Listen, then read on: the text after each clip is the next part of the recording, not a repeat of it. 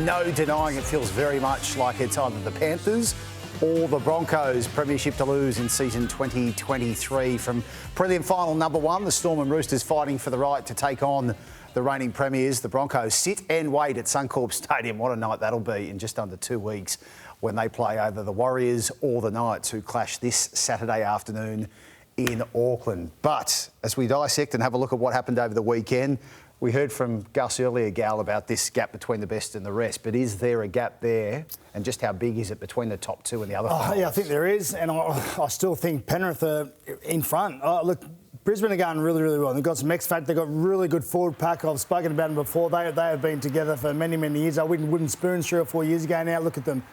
But I don't think Melbourne were any good at all the other night, and it was only 8-0 at half-time. I thought Melbourne, had they been able to get a try, they may have been able to come back into it. Look, the Broncos were enthusiastic. They were way better. They were way better than the Storm. I can't take anything away from them, but I've got to be honest, I just still think the Panthers are that much better once again. I really do. I think it's going to be between these two teams. I can't see any other team getting near them, but I just honestly believe the Panthers...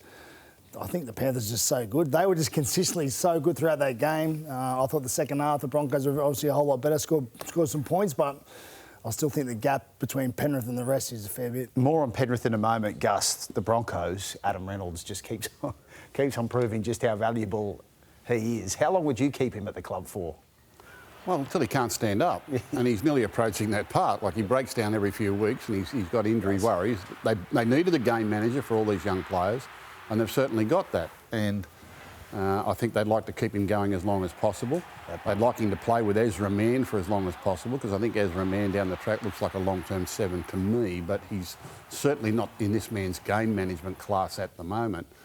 The thing that impressed me about the Broncos, 6 weeks ago I said I didn't think they had the defence to win a premiership, and I reckon that someone that's taken that on board, because the aggression in their defence the other night was unlike what I'd seen from the Broncos at any time. The Storm were terrible. But I put a lot of that down to the pressure that the Broncos were putting on defensively. The Broncos weren't great in attack, and the Storm were certainly not good in defence. But this constant pressure from these young athletic players, these young forwards, they hit hard. It's not a wrestling team, it's a hit team. Their young outside backs were aggressive and getting up in the face of the opposition playmakers. They just totally blotted the Melbourne Storm out of this game, and I reckon that's a real confidence booster for them. The Broncos looked flat out to me to prove that to themselves that that's what they could do. On the other hand, the Panthers to me looked very controlled, very much within themselves. They exploded when the opportunities came along. Otherwise, they just contained their opposition. I felt for the Warriors, losing their halves on the eve of that final was always going to be a battle.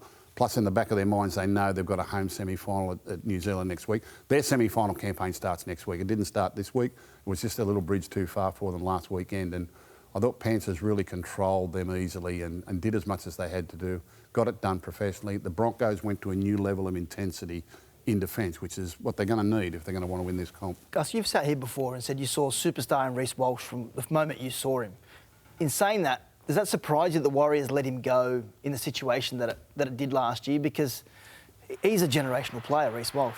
Yeah, I don't know what happened at the back end there with the Warriors. I just know that when he went to the Warriors was the COVID period, and the Warriors were here in Australia, and they changed a few times, and they went up to Redcliffe, and then he had a little misdemeanor at the back end of a season, and then there was the thought of the Warriors having to go back to New Zealand, and would COVID end, and would he get stuck in New Zealand? And I think he had a baby, and there were some things going on in his personal life, and I think it would just suited him to maybe stay in Brisbane, closer to his family and closer to his roots, and I think that's exactly what had happened. And I would imagine it was more on compassionate grounds.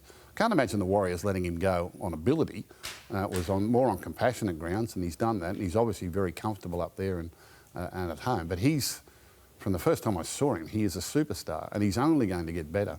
And he certainly lit it up the other night. The Panthers, crikey. A Nathan Cleary masterclass on Saturday afternoon. They're always up against it, the Warriors, going to Penrith. No Sean Johnson, but he makes it look easy, Gal. I think he had 31 hit-ups or something stupid like he's a halfback, running the ball 31 times. He was brilliant. Yeah, there's nothing. Look, Penrith are so good. I honestly believe they're so front right. Their defence is brilliant, but the way Cleary just controls that team, and look, I still think, as Gus said, he's going to get better. He might not improve that much more this year, but He's just an absolute terrific player. He's in there, he competes on everything. He hasn't, like, I don't think he's got the most amount of X factors as some of the other players do, but he just competes on absolutely everything. He's involved in the game at all levels, defensively, attacking-wise. His kicking game's brilliant.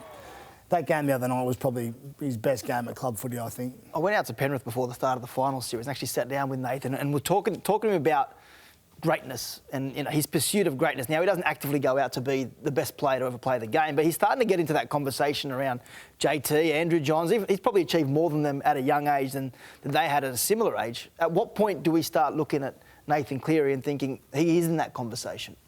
Well, he's going to keep getting better, as we both said. We both agree. And if he keeps winning premierships, I mean, he's already won 2 premierships in a row. If they go on to win 3 and 4, Gus thinks they can win 4 or 5. If he starts winning that amount of premierships and playing the red foot he's going to play, there's no doubt he's going to come into that conversation. The Warriors, they get Shaun Johnson back. They're hoping, at least for this Saturday afternoon's big matchup. Gus, are they beating the Knights? Yeah, look, the Knights, that's going to take a lot out of them and they will be playing away from home. It'll be exactly the opposite to what they experienced at home last week. They go there as the underdogs. They go there in front of the big home crowd. Warriors, their first home final in a long, long time. To me, mentally, you know, I thought the Warriors tried hard and stuck to their task the other day, but in the back of their minds, I think their finals campaign really starts next week. I don't think, you know, realistically they felt they were a chance of beating Penrith on the weekend, and as the game unfolded, Penrith never gave them a look in anyway. And I think in the back of their minds they thought, you know what, this starts next week when we get it home. They'll be really looking forward to that. Tamari Martin will get a run under his belt after not having played football for some time. It'll be a totally different feel for them when they wake up in New Zealand and host the Knights next week. And I think they can win that. In fact, I think they will.